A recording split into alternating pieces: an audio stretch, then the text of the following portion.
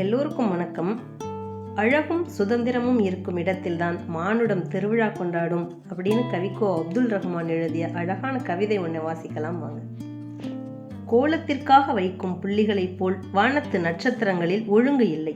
ஆனால் நட்சத்திரங்களின் அழகு கோலப் புள்ளிகளில் இல்லை.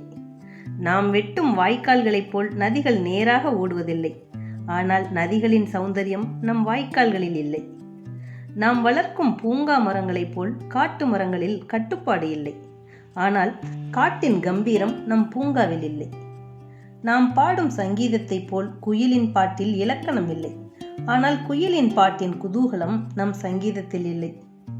நாம் ஆடும் பரதம் போல் மயில் நடனத்தில் தாளலயம் இல்லை. ஆனால் மயில் நடனத்தின் பரவசம் நம் பரதத்தில் இல்லை. படைகளின் நடையைப் போல் கடல் அலைகளில் அணிவகுப்பு இல்லை. ஆனால் அலைகளின் உல்லாசம் படைகளில் இல்லை.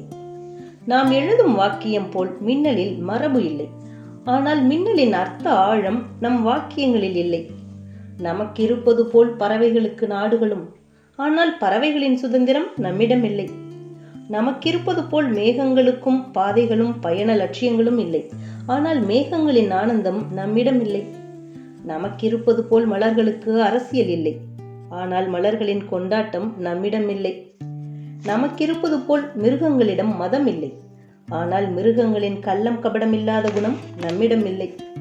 நாம் அடைப்புக்குறிகளுக்குள் அடைக்கப்பட்டவர்கள், விற்பனைக்காக சந்தையில் கூறுகட்டி கிடப்பவர்கள், சட்டத்தின் கைதிகள், சம்பிரதாயத்தின் கொத்தடிமைகள், அட்டவணைகளுக்கு பிறந்தவர்கள், செயற்கையின் பலிபீடத்திற்காக வளர்க்கப்படும் ஆடுகள்.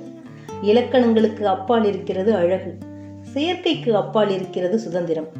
எங்கே அழகும் சுதந்திரமும் உண்டோ அங்கேதான் மானுடம் திருவிழா கொண்டாடுகிறது. நன்றி.